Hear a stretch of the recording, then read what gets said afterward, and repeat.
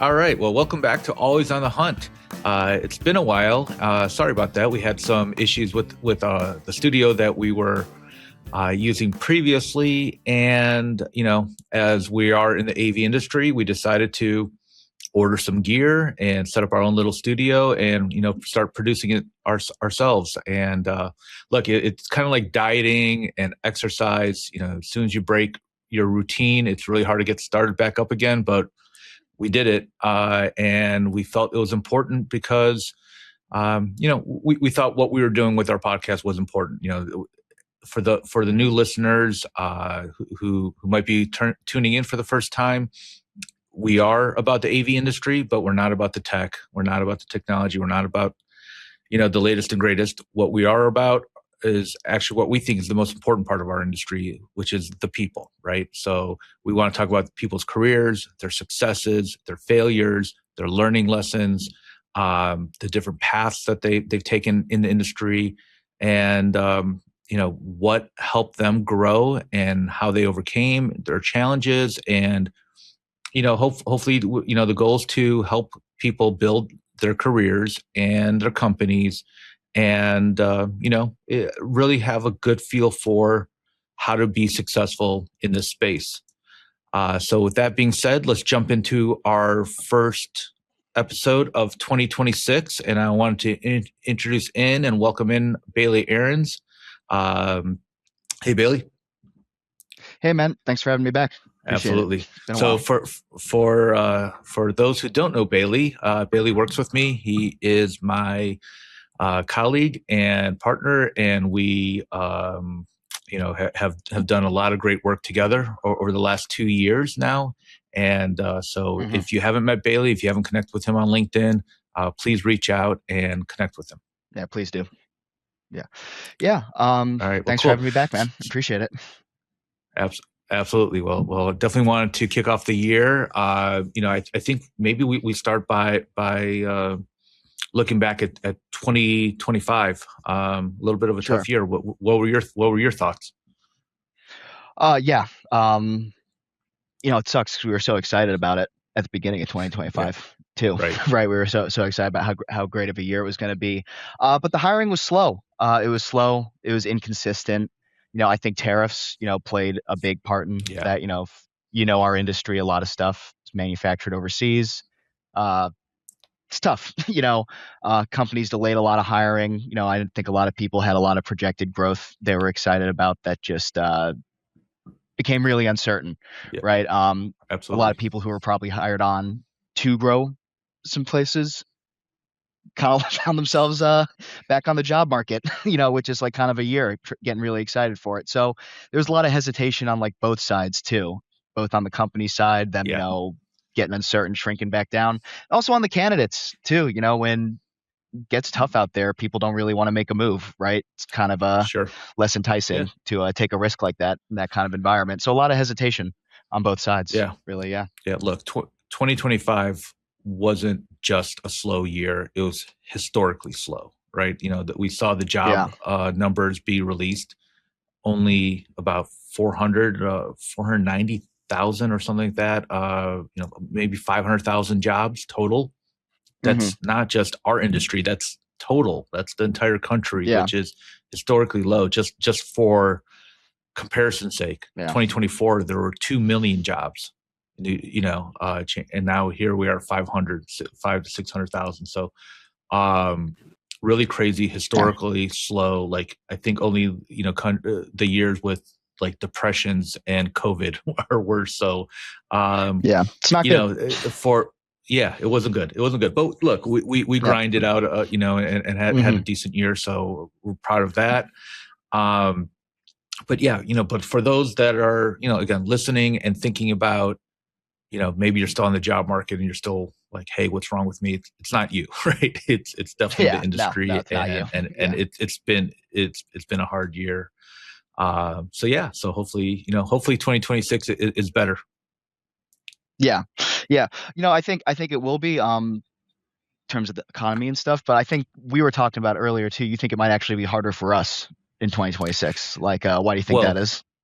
Yeah, and it's gonna be. I think it's gonna be harder to hire in 2026 because it's going to be a rebound year. And we already see it in their surveys from Monster, WorkWatch, Resume Builder, LinkedIn, Workforce Insights, where 75% of the workers plan on staying, and not even exploring the job market. We'll talk about passive candidates, and we always talk about passive candidates, but the passive candidates this year are going to be really passive. So, I expect there to be a lot more openings. I expect companies to bounce back and want to hire, but the problem is the candidate pool is going to be really dry, and it's going to be harder to find the right candidates for sure. So, definitely something that if you don't have a hiring plan, you better make one, because it's going to be it's going to be a hard year, and if you're waiting, it's going to be too late. Yeah, I think it will be. But before we move on to 2026, I did want to go over like one of the highlights we actually had here at Bird Dog Talent in 2025, which was you actually presenting at Total Tech Summit, TTS. Like, tell me, how was that experience? I'm sure everybody wants to know.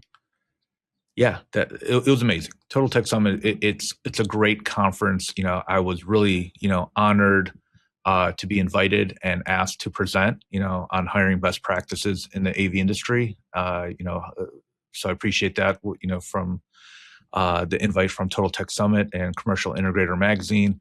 It was great. It was great to be in that room. This was one of those industry events, which is more quality over quantity type of mentality. It's not Infocom or ISC or CES or CDO or any of these big trade shows where you have thousands and thousands of people. This was the top 100 integrators, both resi and commercial, and business owners and leaders and people who wanted to really make the industry better, improve their companies, and the best and brightest having honest conversations, which was huge. And it was really interesting to hear, regardless of the size of the company. There's companies as small as like 5 million a year, which isn't small, all the way up to 100 million. But everybody was facing the same challenges, right? The same issues, where regardless of the size, we're all kind of dealing with the same stuff. So getting all these great minds in a room together, it was great. It was great. It was a lot of really good conversations. Yeah, that's awesome. It's awesome, man. And your presentation, focused on like best hiring practices in the AV industry, right? And, since what we were just talking about with the challenging year ahead of us in 2026, like, let's talk about that a little bit. Like, why do you think hiring is still a challenge, like in our industry, like in AV, right?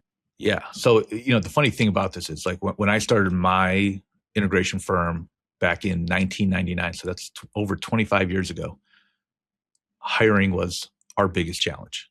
And the industry would talk about how hiring is the biggest challenge. Fast forward 25 years later, still one of the biggest challenges. We're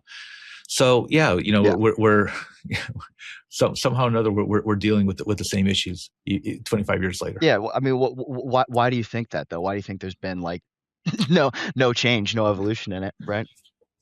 Yeah, I think it has to do with the fact that look, you have these research from Avixa, right, that says, hey, demand is always outpacing supply, right? There's the industry's growing, people want more technology, and we're having a harder time bringing people into this industry and growing them and so forth like that. So I think that's the biggest thing: is demand's outpacing supply. We're not doing a good enough job bringing more people in, and showing that this is a career and an opportunity to join a fun industry, and build a really nice career out of it. And again, we talk about passive candidates. When 70% of the workforce is passive, it takes a lot of effort to get to them. So throwing up a job post isn't good enough, right? You have to have a plan on how to get it. So, and look, at the end of the day, I'm a big believer in proactive hiring versus reactive hiring, and too many companies take the reactive passive approach, wait for an opening, and then Yeah. Go and try to fill it, rather than being proactive. So that, I think there's a whole bunch of reasons why hiring is always a challenge, and companies just, again, they got to obviously put more effort into it, I think. Yeah. Yeah. And like we talked about that, like, that passive approach, it's actually like the impact of that, like the negative impact of that is actually like really Right. hurtful to companies down the Yeah, line it's if you're not crazy. actually, Yeah. proactive. Right. Like there's again, commercial integrator reported that 70% of all projects. Think about this. All these integrators out there, all of these projects out there, 70% of them experience delays because of they don't have enough workforce, right? Staffing shortages. The cost of vacancy is something that people don't talk about enough. When you have an empty Yeah. chair, especially like in a skilled role, that can cost you anywhere from $400 to $1,200 per day. Like that, you're talking about $5,000 a week of lost revenue and lost productivity. Making bad hires, again, something that is super painful, right? You have an open seat, you rush to hire, you make the wrong hire. Well, that just costs you anywhere from 30% to 200% of that salary, in negative impact. And then the time, like it's not easy to find somebody and hire somebody and onboard them. You're talking about 40, 50, 60 hours of your time. So yeah, look, the impact of not hiring and not being proactive and not, it's very painful. Yeah. Like a lot of people think they can just, hire quickly, but got to coordinate schedules. There's got to be 2-3 round interviews. By the time all that's said and done, 5 to 10 business days has passed. You needed that. What we were just talking about, the money, like how much money just got wasted with look, that, right? Right. And we see it, right? We see it all the time, like where companies are in a rush to hire and then they make the wrong hire, right? Because they they're playing catch up. Exactly. So they're filling the seat with the first available, not the best available. And again, they're settling because they haven't been proactive. They haven't been reaching out to, the passive candidates. They haven't been building out those pipelines and so forth. That it makes a huge difference in the quality of your hire. Yeah, and we hear it all the time. Like I don't say it's a cliche or anything, but everyone says, like, people are our best asset. Right. That's the number. We're a family here. People are our number one asset. But then you actually get into the nuts and bolts of how, like, everything works, and that kind of doesn't really consist throughout companies. Like, where does that break down? Right. Well, look, at the end of the day, companies sit there and say, "Oh yeah, people are our number one asset," right? And it's the most important part of our company. And then you say, "All right, well, what investment do you make in your people?" You invest into trucks, into tools, into warehouse, into software, into anything that you feel will make you more efficient and more profitable. But it's actually the people that work for you that make you efficient and profitable. And then you have people not investing in it, not being proactive. Again, I'm going to use that word proactive a lot. So again, if somebody's out there, listening and saying, "Oh yeah, no, people are my number one asset." Okay, well, how much do you invest into them? How much do you invest in finding the best people? If people are truly your number one asset, then hiring cannot be reactive. It's got to be proactive. Yeah. Well, hey, let's let's talk about it, right? Like, let's say we're talking about it a lot, proactive versus reactive hiring, right? I think everyone knows, like, what the words mean, but let's talk about, like, what we actually let's really get into it for a second for the people that don't know, right? So, like, when you say proactive hiring versus reactive hiring, like, what do you mean by that, right? Yeah, look, it's pretty self-explanatory. Like, look, if you are waiting for the seat to be open to start hiring, it's too late. You already have all those negative impacts as far as cost of vacancy, negative impact on projects, negative impact on reputation, clients, morale of your staff because they're not being overworked and spread thin, it's too painful to wait. So proactive hiring is, hey, there's certain roles that are evergreen. If you're an integrator, you're always looking for techs. You're always looking for project managers, system designers, stuff like that. So you should be constantly, proactively recruiting and hiring for those roles. You got to anticipate the growth. You have to anticipate the attrition. If somebody's going to retire, don't wait. Yeah. Don't wait for like 2 weeks till they leave or a month before they do it. Months in advance. That's the worst one. So, it's coming. They're retiring. Yeah, exactly. Right. So look, proactive hiring is hiring with intentionally, strategically, with a plan in place, and not from a position of desperation, like, oh my God, I need to fill this role. No, we could do this, in a timely manner with a strategy, so that, again, that way we're getting the right person, not just who's available. All right, yeah, but Leo, before we get actually into like the hiring, I know we definitely can't be desperate. Like, let's talk about why they're finding themselves in this position in the first place. Why do you think the good talent is like leaving, and then they have to fill these roles, right? Yeah, it's a good point, and I think we should cover that. So yeah, look, the reason why people are leaving is because they're lacking their career growth, right? They're looking for their next advancement. They're looking for, they're feeling undervalued, or leadership is toxic and not treating them well, or most people leave bad managers, right? Not bad jobs. Most hiring managers think it's money. But Bayley, let me ask you, like, how we're recruiters, right? We talk to candidates all the time. We hear from them all the time, like, hey, I'm open to explore new roles. Bayley, how often is it money? It's almost never money.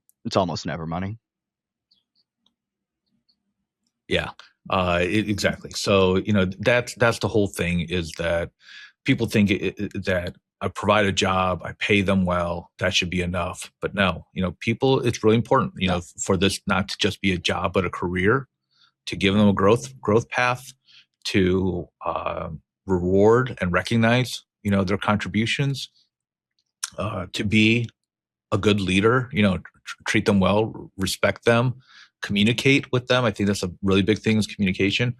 Just have a really good culture. And another issue that we hear a lot is just burnout, right? Because the company is spread too thin, or maybe doesn't have their doesn't have their processes in place, which causes a lot of headaches, or go out to the field and they don't have all the parts that they need, and there's a lot of frustration, stuff like that, right? So burnout's real.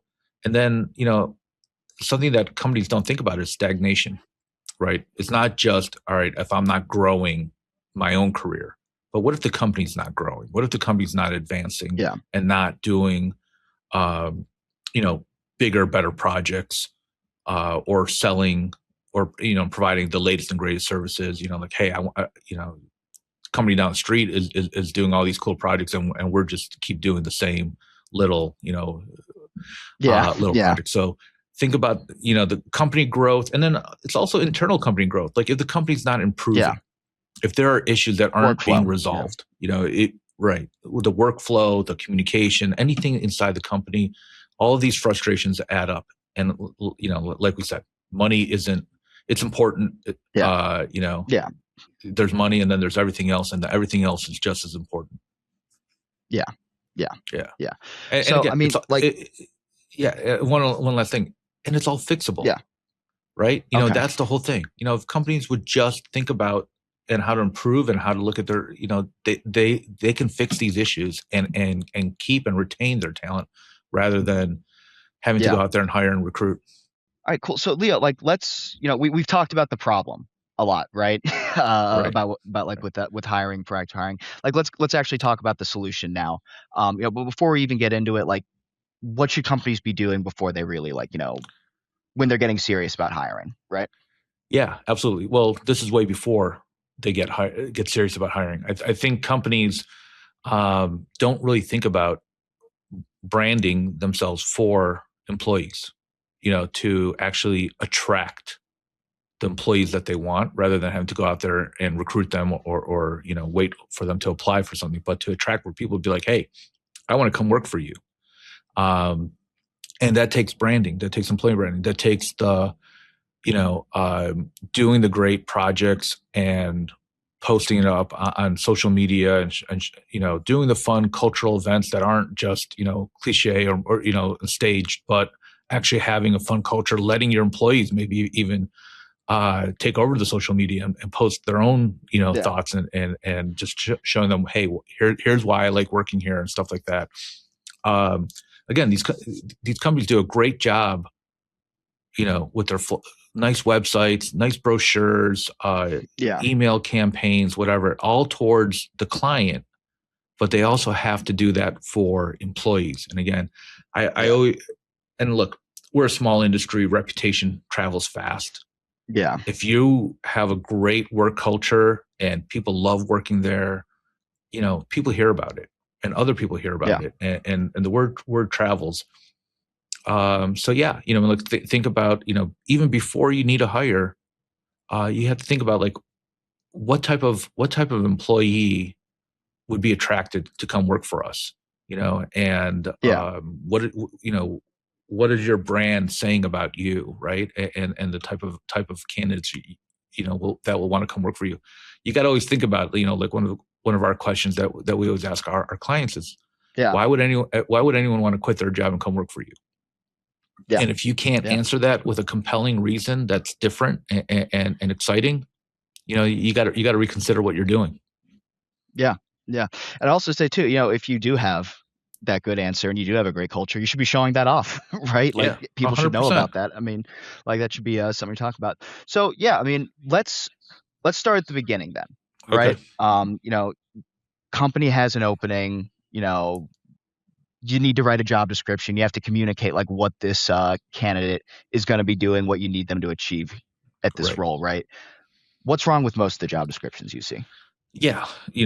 Job descriptions, the way the companies write them usually comes from their perspective of, here's a list of tasks that we want you to complete.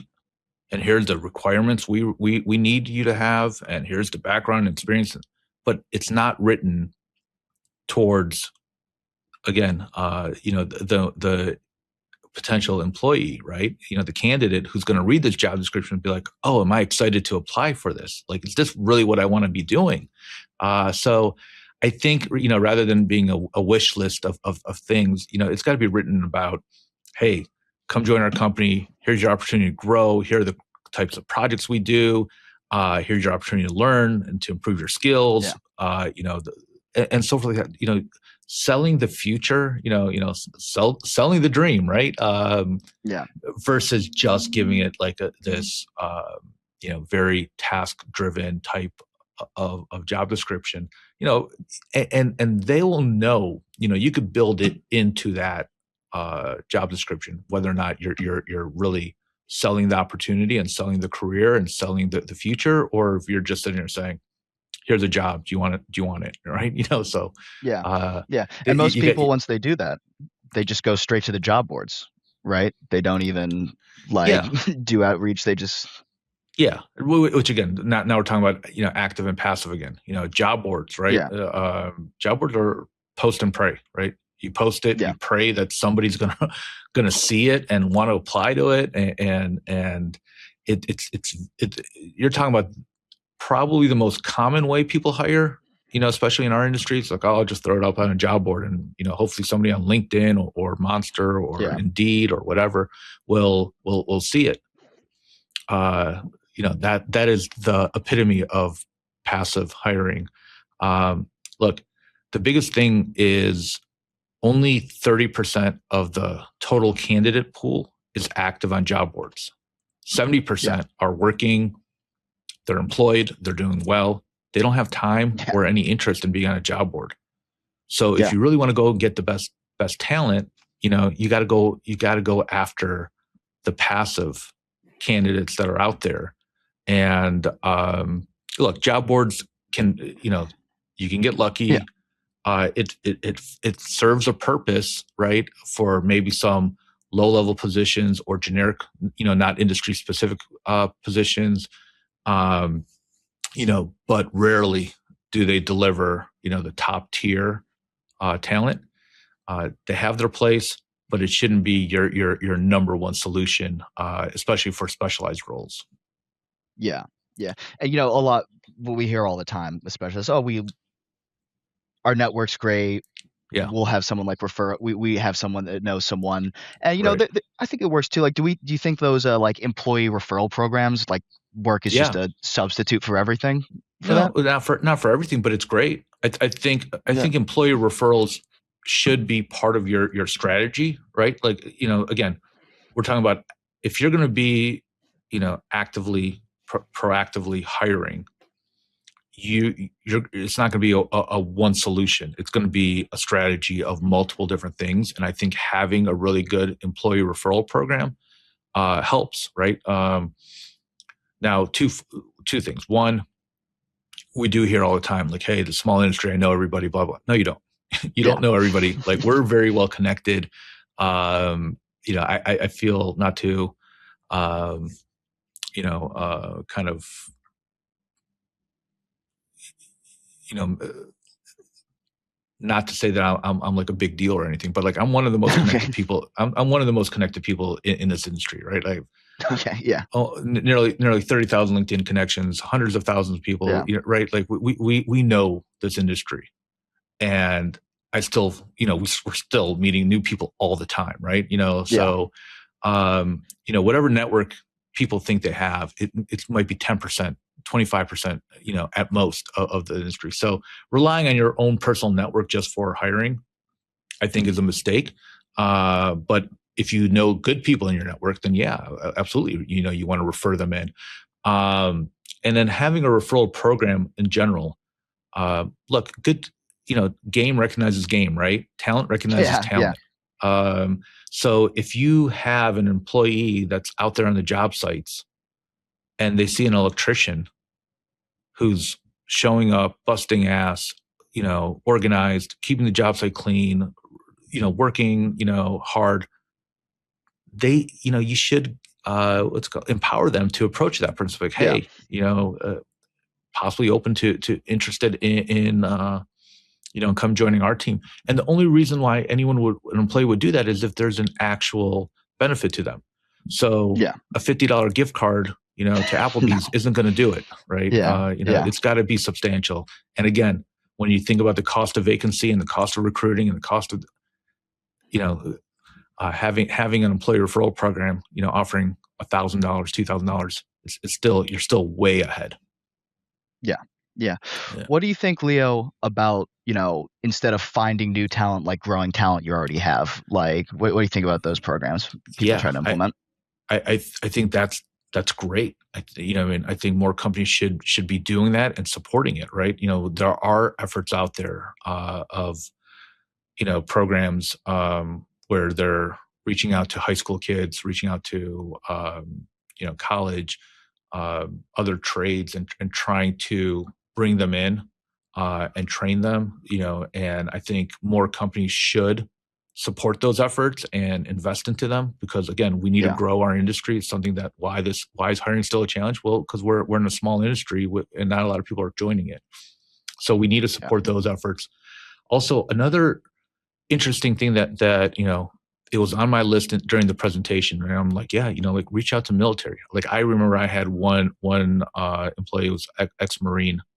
Dude was yeah. awesome, right? Like worked his butt off, never complained, followed orders, just got things done. Hmm. So military is always a great, and there's these military transition programs that are out there, that offer training and so forth like that. There's even grants sometimes associated. So uh, if you have a military base near you, reach out to them. Yeah. Be like, hey, like how do Okay. we create a transition program or a training program?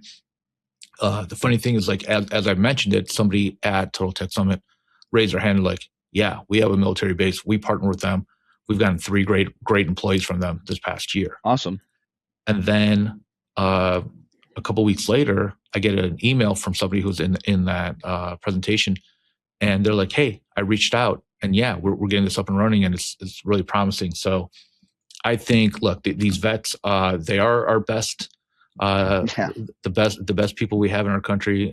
So we should, if you can get people who understand, hard work and sacrifice and discipline and stuff like that, I don't understand why not, right? And then bring them in and Yeah. train them. But Yeah. yeah, trade schools, high schools, internships, bring them in, and again, this goes back to the career, right?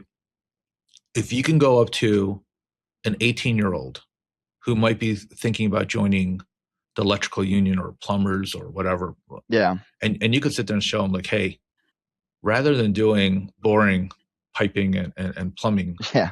you can come work with this great, cool technology. You can do these awesome Yeah. video walls and home Yeah. theaters and sound systems and stuff like that. And here's a career. And you can make six figures. You could go get a CTS. You can make six figures eventually. You could grow into this without the $200,000-$300,000 of college debt.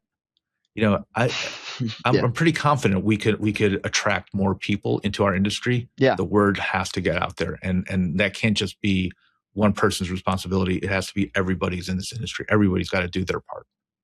Yeah. I agree. Yeah. I agree. So what do you think about us then? Like, what do you think about Right. recruiters? Like, where Well, do we fit in all this stuff then?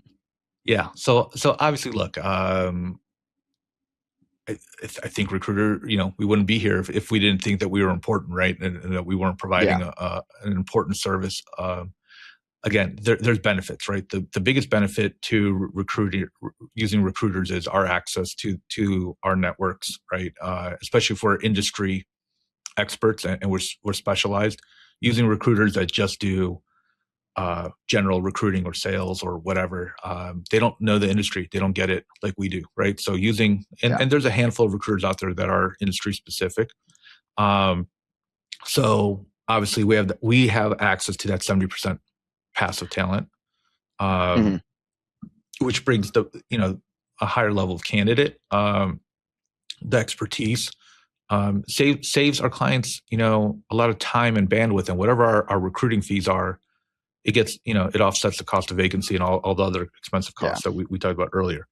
Of course, our business model, we do offer contingency, for one-offs, but we have our subscription service, which we obviously believe it offers our clients, I think the best program for what we do. Yeah. So the challenges of working with recruiters, right? Because I want to be fair, and look, most recruiters that do contingency, they're expensive, right? It's not cheap, but it's still important and still valuable because, again, it offsets all those other expenses. You get the best candidates, and so forth like that. We want to do subscription because we want to be proactive, right? We want to work with our clients and look at their hiring plans and look at their headcounts and know what and anticipate needs and talk about that. So we're way ahead of the game. My issue with contingency recruiting, besides that it's expensive, it's very transactional. Yeah. It's reactive. Shoot, I have an opening, I have an empty seat. Let me go call a recruiter. Hopefully they have somebody. And it's transactional, right? They're not working with you day in and day out, month by month, and knowing, what your needs are, that you're calling them when it's already too late, right? You're already experiencing pain and lost revenue and cost of vacancy and stuff like that. The other thing is, and we hear this a lot, with people who've used recruiters, right, is the misaligned incentives, where they're on a percentage. So they're actually incentivized to negotiate against you to get higher salaries for their candidates. So that's an issue. Candidate ownership, friction, because again, if there's a big commission check, obviously people are going to fight for it. Yeah. So there are challenges.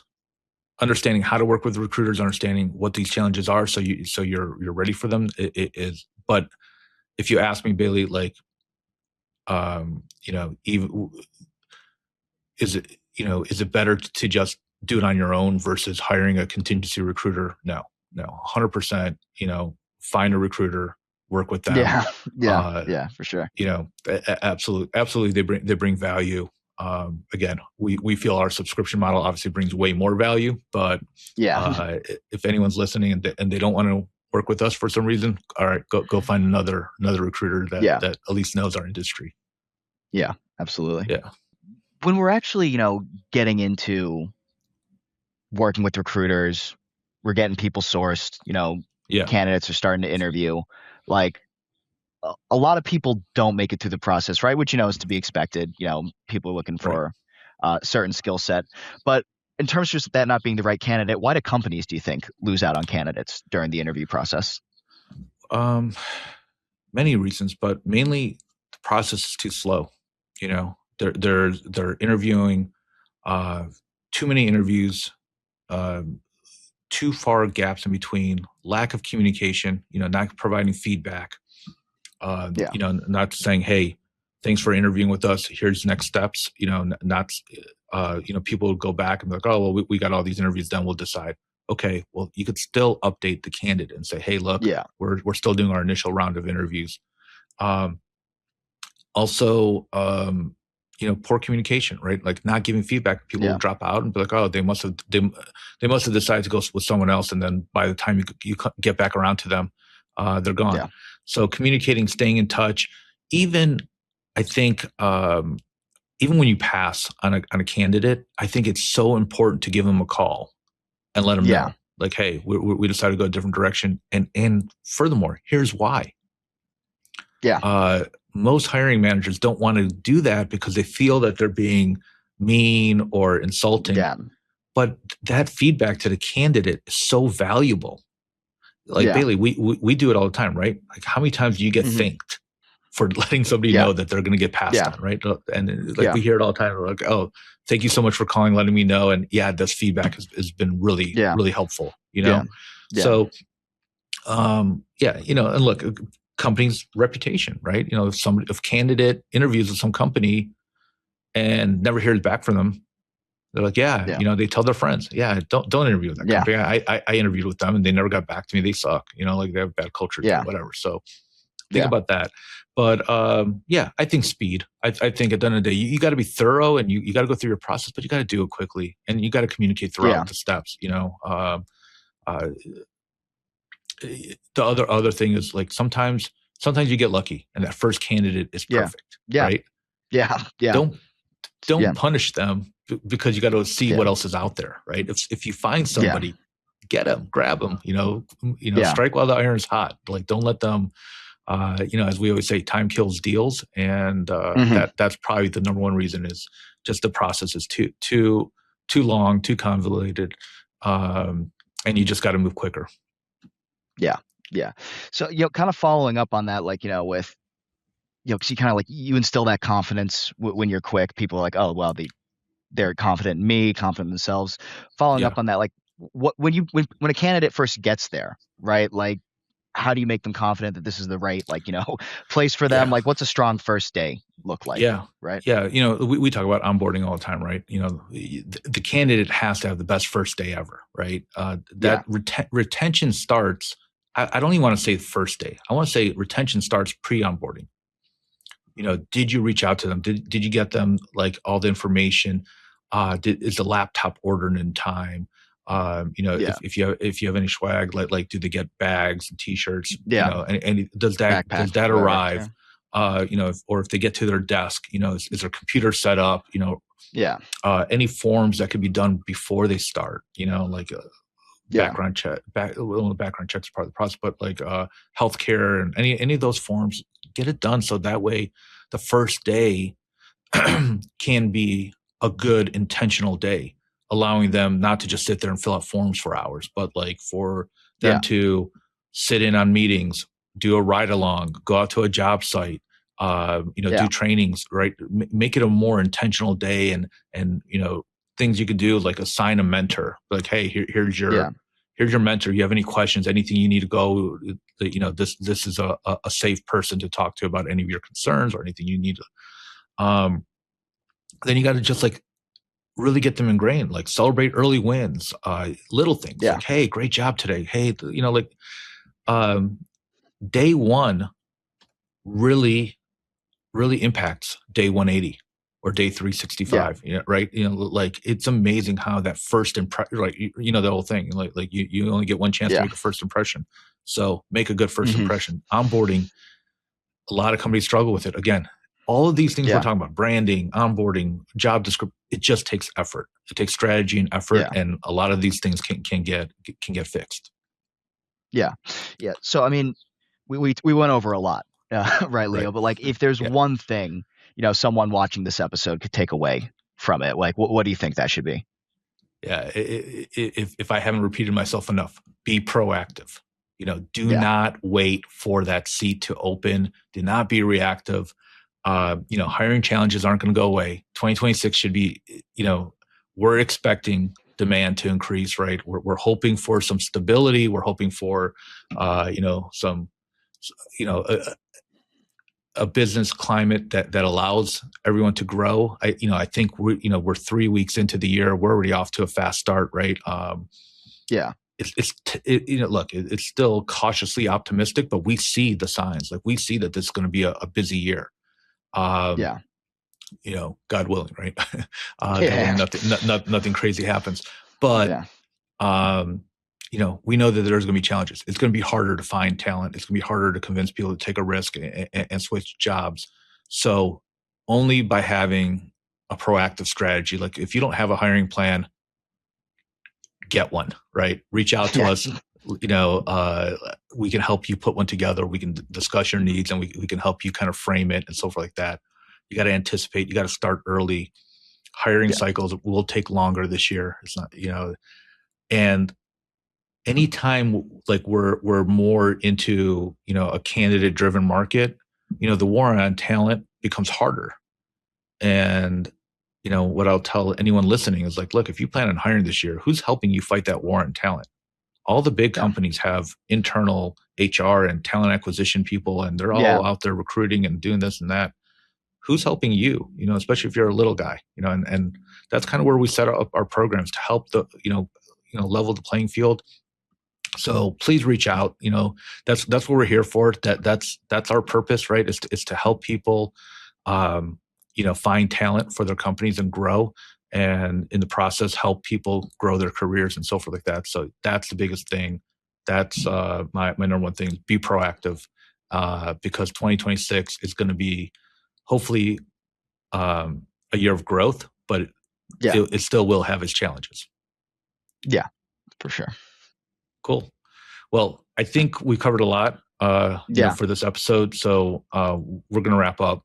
So anyone who is still listening and here, greatly appreciate you, listening and being here. If you can, hit that subscribe button, hit that 5-star rating, share it with friends. And obviously if you need any help with hiring or your career or just want to network, feel free to reach out to me or Bailey. We're always happy to have a conversation. And until next time, good luck with your hunt.